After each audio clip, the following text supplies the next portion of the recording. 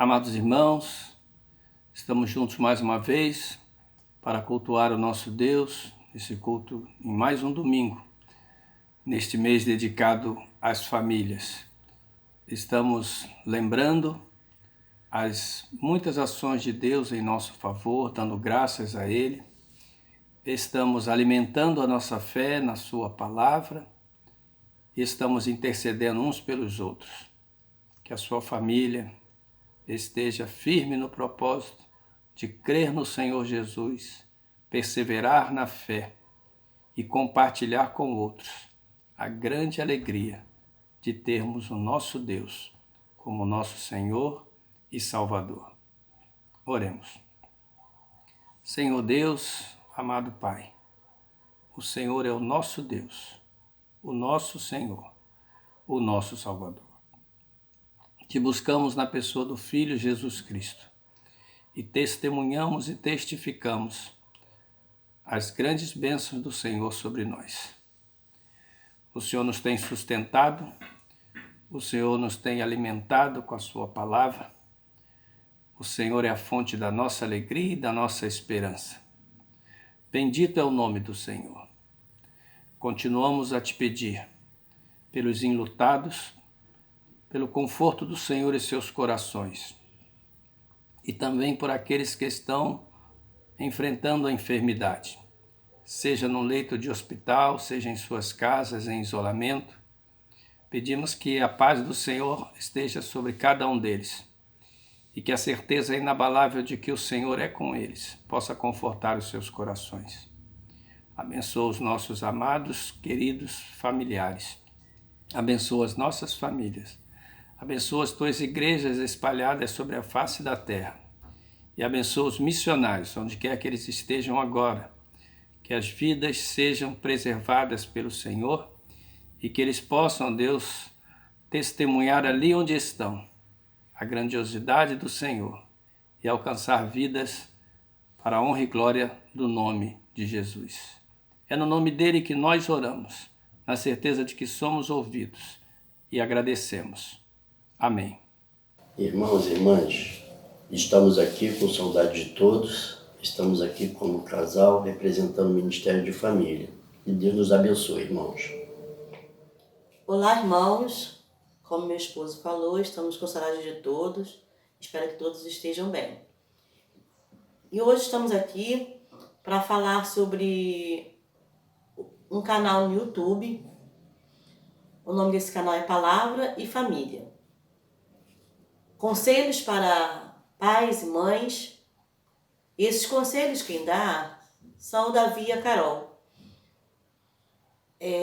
Vídeos que têm edificado a minha vida, vídeos que têm falado ao meu coração. E gostaria muito que vocês acessassem esse canal para poder estar assistindo os vídeos, né? Hoje eu assisti um vídeo que fala sobre mães solteiras. E esse vídeo, ele vem falando sobre Timóteo, um grande servo do Senhor, que teve a sua criação feita por sua mãe e sua avó. E tem vários outros vídeos que falam sobre família, sobre educação dos filhos, que fala sobre filhos que brigam, né, que são muitos, como dar razão a um e tirar a razão do outro. Muitas vezes fazemos isso.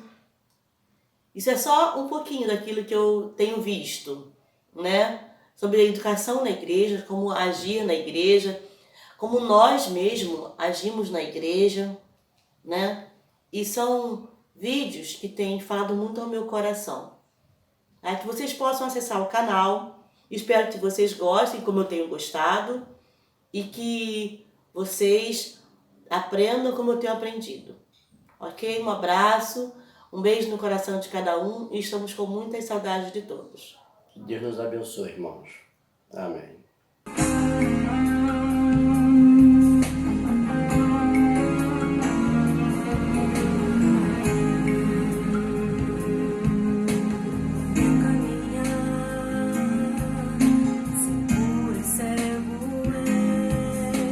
Sinto a dor, sinto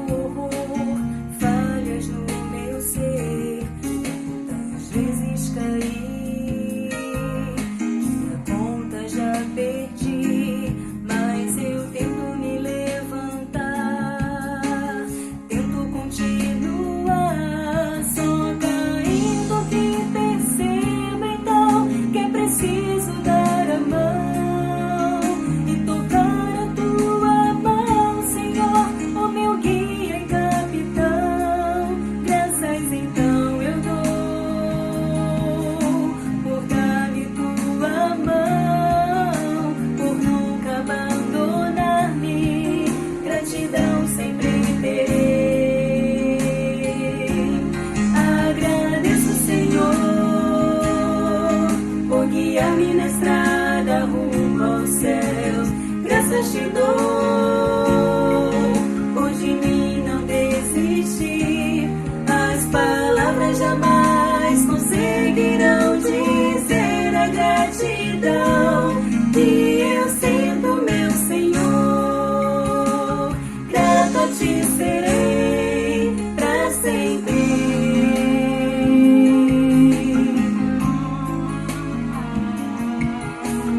Meu caminhar inseguro e cego é. Sinto a dor, sinto o horror, falhas no meu ser. Tantas vezes caí que a conta já perdi, mas eu tento me levantar, tento continuar. Só caindo que percebo então que é preciso dar a mão e tocar a tua mão, Senhor, o meu guia e capitão. Graças então eu dou por dar-me tua mão, por nunca abandonar-me. Gratidão sempre terei. Agradeço, Senhor, por guiar-me na estrada rumo aos céus. Graças te dou, por de mim não desistir. As palavras jamais conseguirão dizer a gratidão que eu sinto, meu Senhor. Grato a ti serei pra sempre. A gratidão transborda em meu ser. Feliz estou, pois livre agora sou.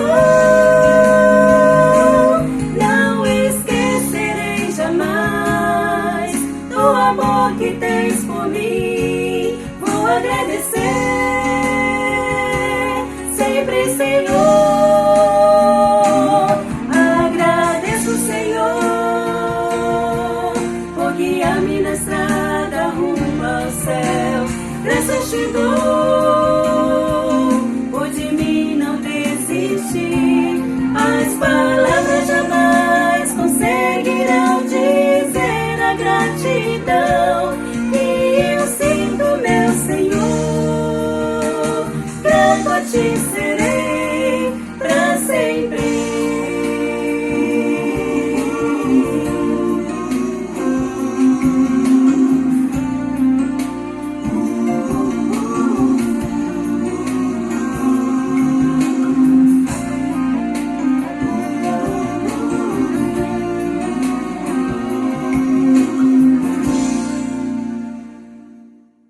Amados, quero convidá-los à leitura do Salmo 130, que leio na versão NVI. Das profundezas clamo a ti, Senhor. Ouve, Senhor, a minha voz. Estejam atentos os teus ouvidos às minhas súplicas.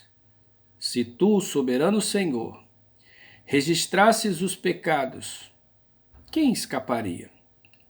Mas contigo está o perdão, para que sejas temido. Espero no Senhor com todo o meu ser, e na sua palavra ponho a minha esperança.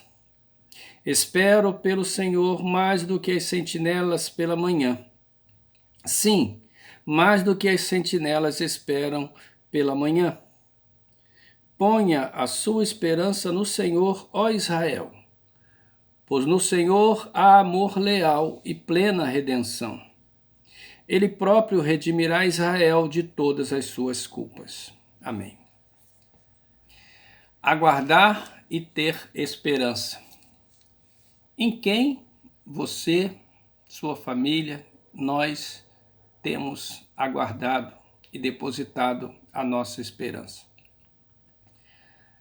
Quando nós compreendemos as realidades do mundo sob o ponto de vista, sob a perspectiva espiritual, nós entendemos a nossa insuficiência e a nossa incapacidade.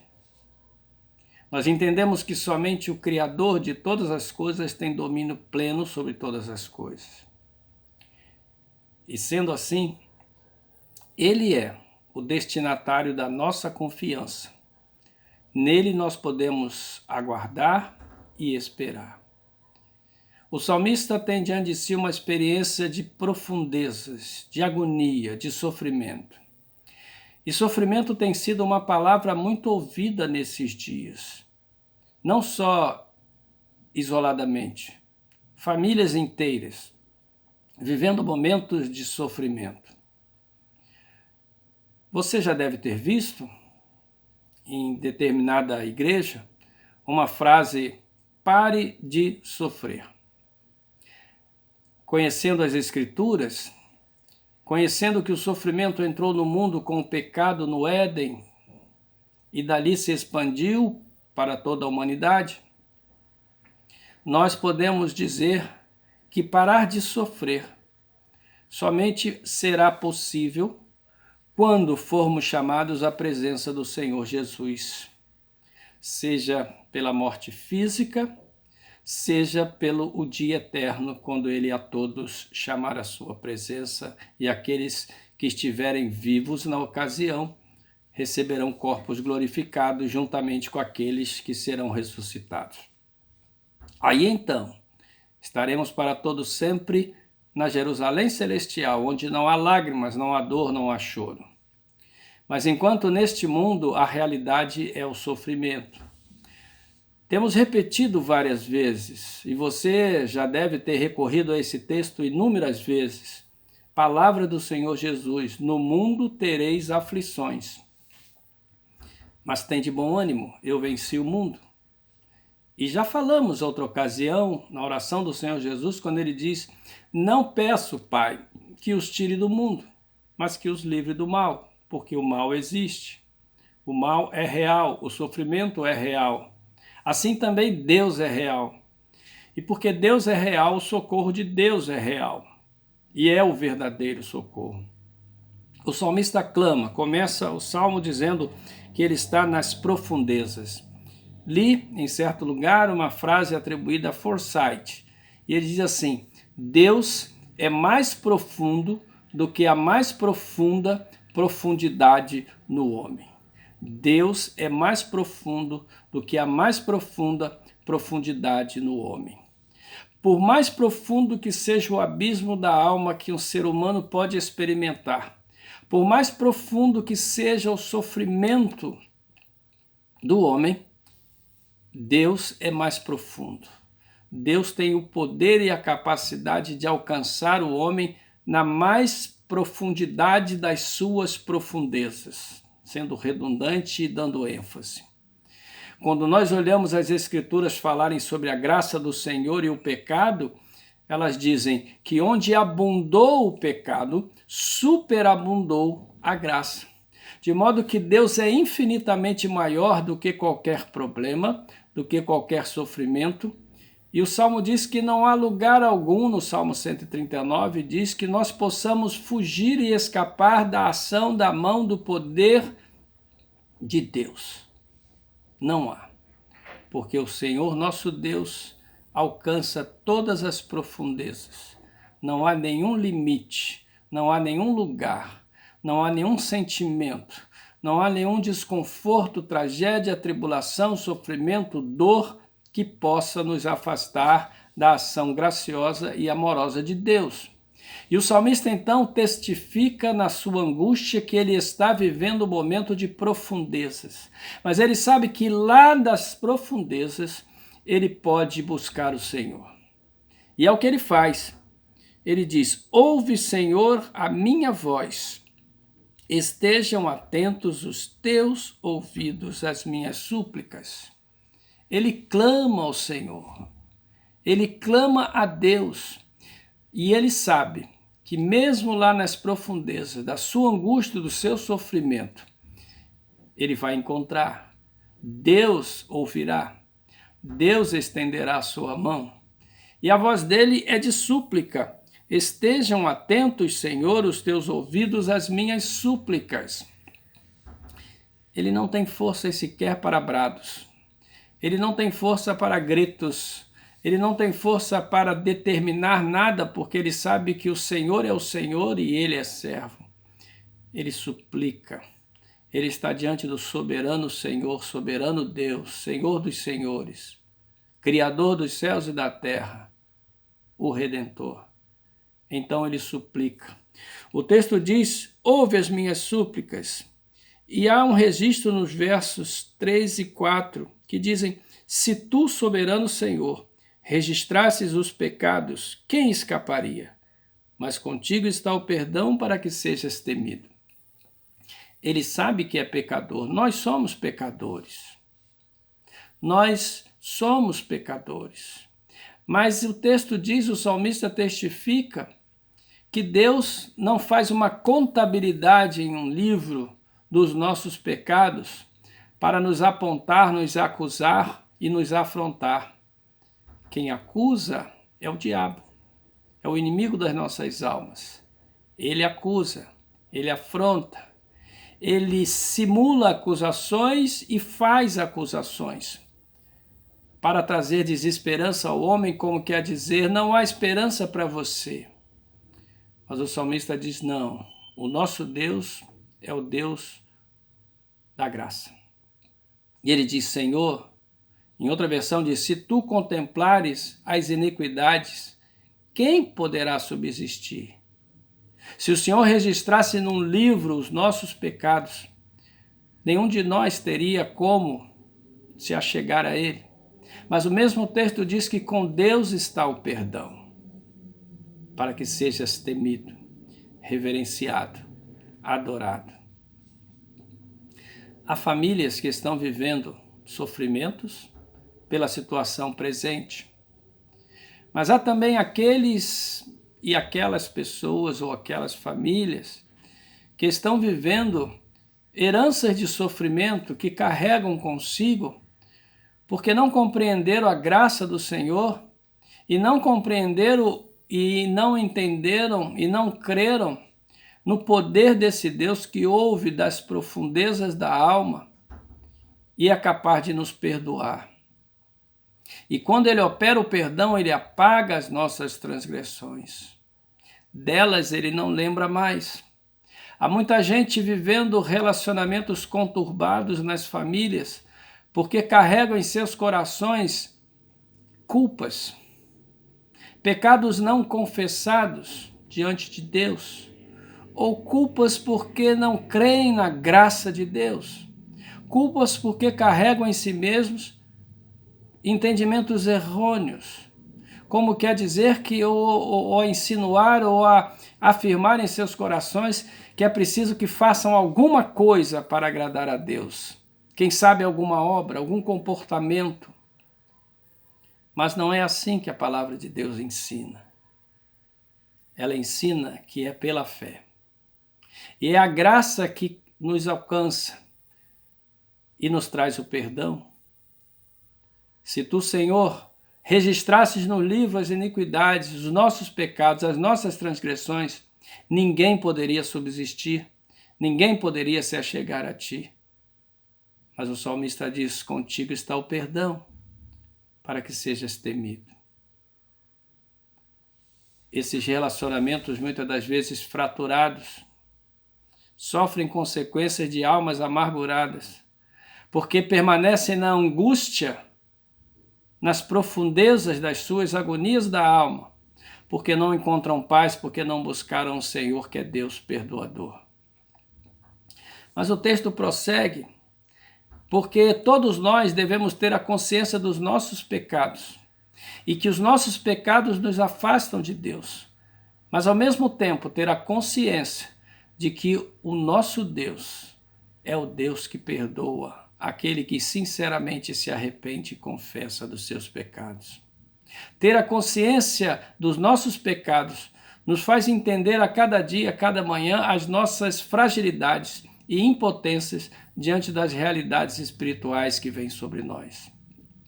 Ao mesmo tempo, ter a consciência do grande Deus, cujo alcance vai até as maiores profundezas do nosso ser, ter a consciência desse Deus que ouve o clamor daquele que o busca e desse Deus que perdoa. É libertador. E é nessa direção que o texto caminha. E o texto dá uma direção, no versos 5 e verso 6. O salmista diz que ele espera no Senhor. Em outra versão diz, aguarda no Senhor. Espera no Senhor com todo o meu ser e na sua palavra ponho a minha esperança. Esperar no Senhor nos tempos de angústia, sofrimento e tribulações. Esperar no Senhor, diz ele, com todo o meu ser. Significa esperar sem reserva. Todas as nossas emoções, todos os nossos pensamentos, raciocínios, todas as nossas crenças, todas as nossas esperanças estão no Senhor. Todo o nosso ser, sem reserva alguma. E sem reserva alguma também significa não deixar nenhum pecado guardado conosco. Ao contrário, colocá-lo nas mãos do Senhor. Então, com todo o meu ser, e na sua palavra ponho a minha esperança. Espero no Senhor e na sua palavra. É a palavra do Senhor a fonte da nossa esperança, porque a esperança provém do Senhor. Esperar no Senhor e na palavra do Senhor é o caminho daqueles que buscam a vitória sabendo que vão alcançá-la, porque a esperança e a espera está no Senhor. O texto diz também, no verso 6, após dizer, espero no Senhor com todo o meu ser e na sua palavra, o texto diz, espero pelo Senhor. Não só espero no Senhor e na palavra, mas espero pelo Senhor, pelas intervenções do Senhor. E ele diz, eu espero mais do que os sentinelas esperam pela manhã, sim, mais do que os sentinelas esperam pela manhã. E a imagem aqui é de fácil entendimento. A imagem do sentinela que assume o seu posto e tem que passar toda aquela noite vigilante. Há pelo menos 3 coisas nessa espera da sentinela: responsabilidade, medo e solidão. Responsabilidade porque ele está naquele lugar para ser os olhos, para ser aquele que estará atento para proteger aquele lugar, de modo que há uma grande responsabilidade sobre ele. Há também o sentimento de medo, seja pela noite, seja pelos perigos da noite, seja pelos riscos que a tarefa exige. E há juntamente com esse a solidão. Ele está sozinho no seu posto, cercado de expectativas, de medo e de responsabilidade. A nossa espera neste mundo também é assim. Ela tem a sua responsabilidade. Nós devemos ter a responsabilidade de depositar a nossa esperança em quem pode saciá-la e satisfazê-la. Se não cumprimos essa responsabilidade e fomos dotados de capacidade por Deus para entender, crer nas Escrituras e poder viver de acordo com elas pela fé, há uma grande responsabilidade diante de nós e de nossas famílias. Nós temos a responsabilidade, como pais, sobretudo, há uma responsabilidade de sermos sentinelas da nossa família, de vigiar, de estar atento a toda e qualquer coisa que pode trazer ameaça à nossa família, nos aspectos morais, nos aspectos espirituais sobremaneira. Há uma grande responsabilidade sobre nós, há uma grande responsabilidade sobre os filhos, de manter acesa a chama da obediência aos pais, mas também do bom relacionamento entre os irmãos. Há uma responsabilidade na família de zelar pelos relacionamentos saudáveis. E isso começa com real, verdadeiro e devido relacionamento com Deus. Há também, para nós como famílias, também o mesmo sentimento de medo.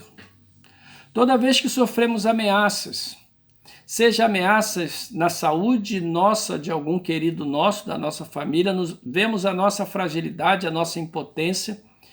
Muitas das vezes queremos como se pudesse estar no lugar do filho que sofre, e não podemos fazer isso, não conseguimos fazer isso. O único que se identificou plenamente com os sofrimentos humanos foi Jesus Cristo. Há um sentimento de medo quando vem a insegurança econômica, muitas das vezes, quando vem o desemprego. Assim como o sentinela, precisamos enfrentar esses medos diários no seio da família. Mas há também o sentimento de solidão. Por incrível que pareça, pode acontecer no meio da família. Há famílias que estão hoje vivendo esse problema. Filhos solitários dentro da própria casa. Maridos solitários dentro de um casamento. Esposas solitárias dentro de um casamento. Precisam também, como sentinela, ter aspirações, ter anseios. E colocar esses anseios em quem pode satisfazê-los. E somente Deus pode prover solução e resposta. Somente Deus pode promover respostas e saciar os anseios que decorrem da responsabilidade. As preocupações que decorrem do medo e os sentimentos paralisadores que decorrem da solidão. Somente Deus pode fazer isso. Por isso que a comparação é com os sentinelas. Ele espera que amanhã chegue, que a luz do sol brilhe, porque isso vai significar duas coisas. Primeira delas, ele será rendido no seu posto. Aquele peso daquele trabalho não haverá mais. O medo não terá mais por não estar mais naquele posto. Solidão também não haverá mais. Ele espera ser rendido naquele posto, ser liberto daquelas coisas que o afligem. Ele espera ansiosamente, ele espera ansiosamente que amanhã chegue. E o salmista diz: espero pelo Senhor muito mais do que os sentinelas pela manhã. Muito mais do que eles esperam pela manhã, eu espero muito mais, diz o salmista. Por quê? Não será uma troca de posto que o Senhor vai me dar. Não, eu espero a minha promoção celestial. Quando eu vou ser levado àquele lugar onde não há mais medo, não há lágrimas, não há solidão, e estarei para todo sempre com o Senhor. Mas ele também vê a realidade imediata das suas profundezas de sofrimento. Ele sabe que esperar pelo Senhor, como o sentinela espera pela manhã, é a certeza do livramento, ainda que neste mundo. Não no livramento definitivo, mas daquele momento aflitivo que ele está vivendo, daquela angústia que o fez sentir e levá-lo às profundezas da alma. Ele sabe que outros momentos de sofrimento virão, porque o sofrimento é real, é concreto, ele existe, assim como Deus é real e o socorro de Deus é real.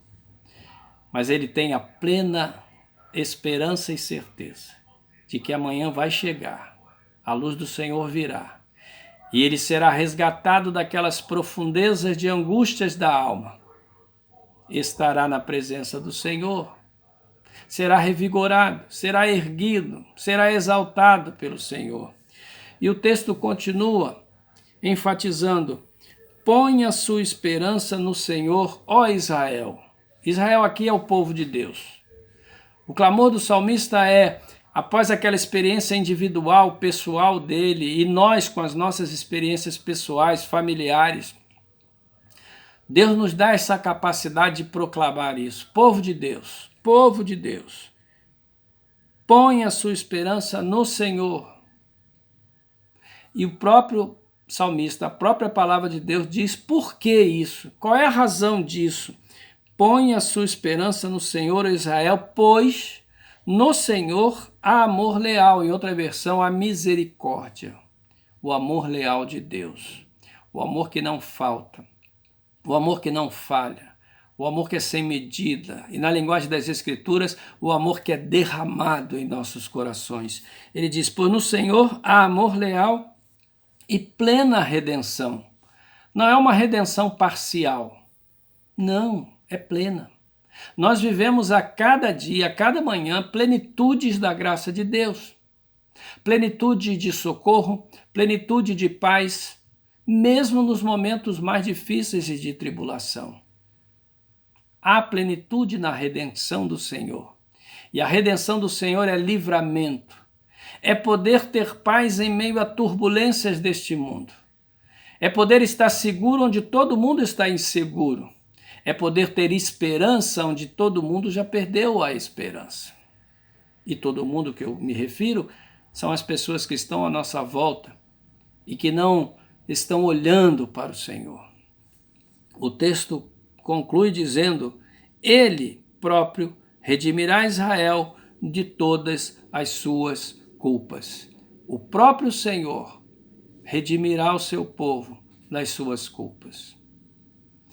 O sofrimento do salmista está relacionado àquele sentimento de culpa que ele estava guardando no seu coração, mas que ele deposita nas mãos do Senhor, porque ele sabe que se o Senhor registrasse os seus pecados, ninguém subsistiria, nem ele. De modo que aquele sofrimento é posto diante do Senhor também com a consciência de que a culpa corrói a esperança no coração. A culpa não é algo para permanecer em nossas vidas, porque Jesus Cristo, na cruz do Calvário, lembram do texto? Cravou a cédula de dívida que pesava contra nós. Não há por que carregar o peso da culpa se ele há no seu coração. Se ele tem impedido que o seu relacionamento conjugal flua de maneira plena como Deus quer.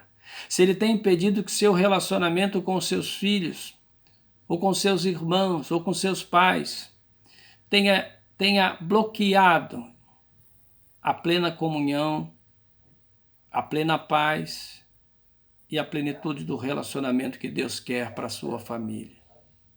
Mas isso começa com cada um de nós. Isso começa com reconhecer que os nossos pecados nos afastam de Deus. Isso começa por reconhecer que só Deus pode perdoar pecados. Isso começa por reconhecer que Deus quer perdoar os pecados daqueles que se arrependem. E também passa por entender que não há profundeza mais profunda onde Deus não possa alcançar. Onde você tem posto a sua esperança?